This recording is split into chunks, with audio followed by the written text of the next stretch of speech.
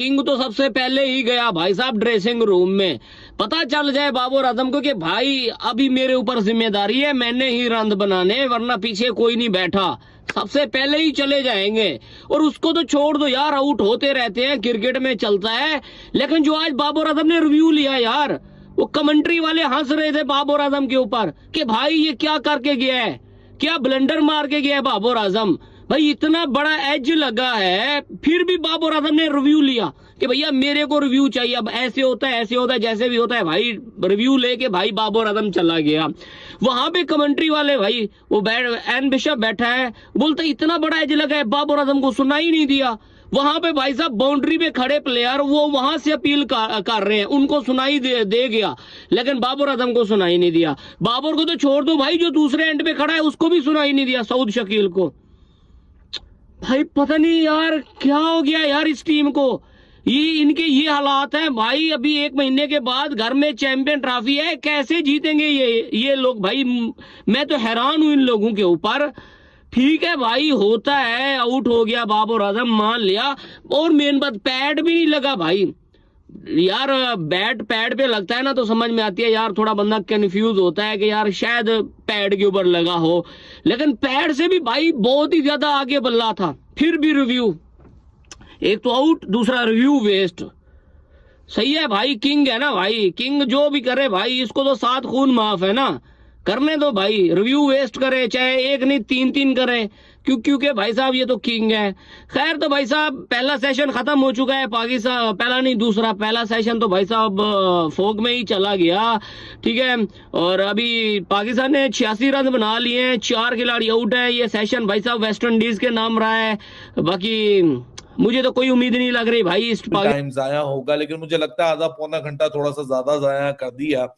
लेकिन पाकिस्तान है, मेहमान आए हैं, और आप सभी को पता है किसी का करियर बन नहीं रहा हो, किसी को डेब्यू कराना हो, किसी को स्टार बनाना हो, किसी के डूबते हुए करियर को दोबारा एक सहारा देना हो। डूबते हुए को तिनके का सहारा ही काफी होता है, वही पाकिस्तान क्रिकेट टीम है। और आज पाकिस्तान क्रिकेट टीम ने बोला क्या हुआ यार, 3 घंटे का अवेलेबल हुआ गेम, 3 घंटे का जाया हो गया मौसम की वजह से, हम इसी 2 घंटे के अंदर इतनी मामला को एक्साइटिंग बना देंगे, आप लोग बोलेंगे कि जैसे सुबह से क्रिकेट चल रही है। सो जो टाइम वेस्ट हुआ वो टाइम कहीं नहीं गया। वेस्ट इंडीज के जेडन सील्स, जो कि एक 23 साल का यंग फास्ट बॉलर है और बड़ी जबरदस्त उसकी टेस्ट में परफॉर्मेंसेस रही हैं, लेकिन लेसर ही नहीं हूं कि पाकिस्तान क्रिकेट टीम जो है और इनकी जो मैनेजमेंट है वो स्पिन विकेट बना रही है और स्पिन विकेट की तैयारी है।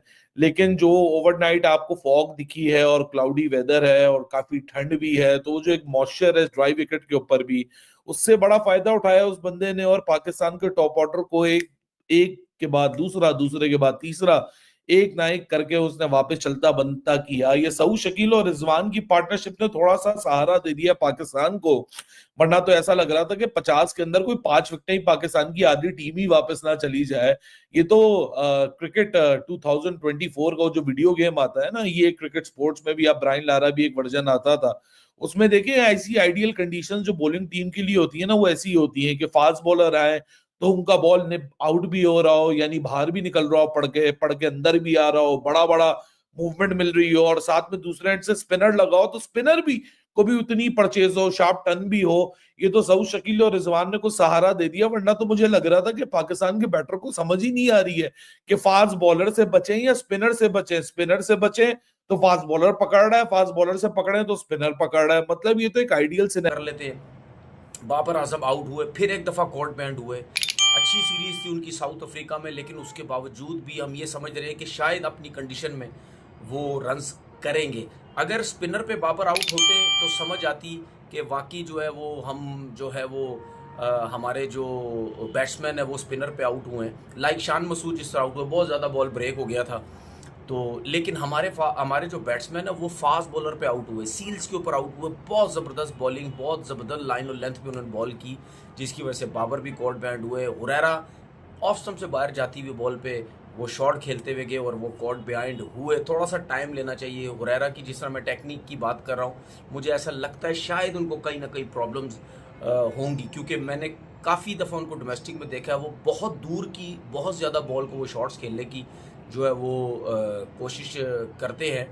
देखते खैर नेक्स्ट इनिंग आती है उनकी तो क्या बनता है, लेकिन कहने का मकसद कामरान गुलाम बीच का बॉल लेफ्ट कर दिया, वो शायद समझ रहे थे कि ऑफ स्टंप से बाहर जाएगा, लेकिन वो बॉल अंदर आ गया।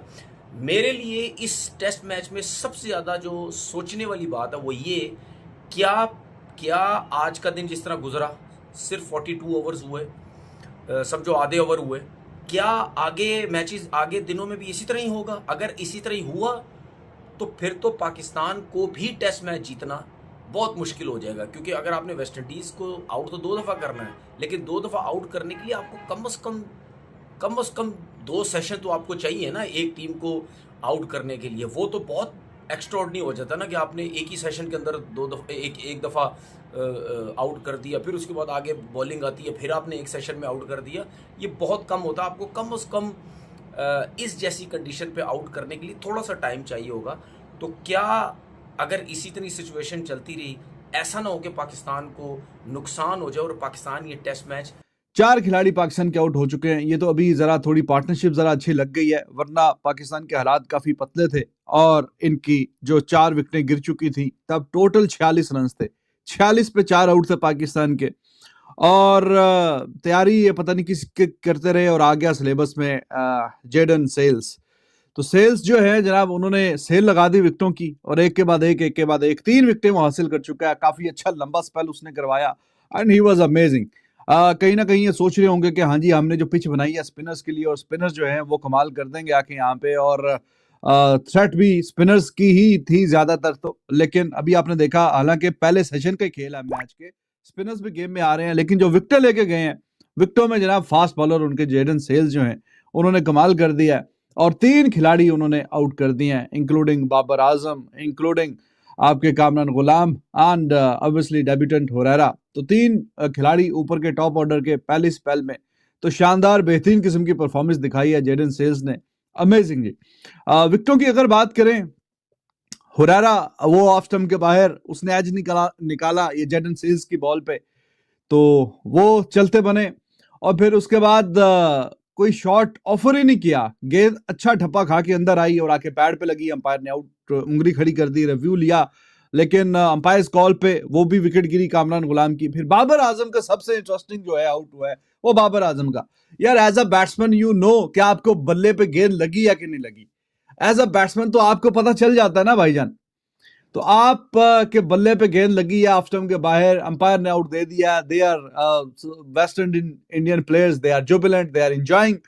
और मुझे लगा कि ठीक है, ऐसे पता है कि गेंद लगी है बल्ले को, तो लगी है तो बस फिर आउट होके चले जाओ बाहर, फिर वहां पे क्या इधर उधर देखना। जाके फिर he was about to cross non striker end पे जो बैट्समैन थे जनाब सऊद शकील,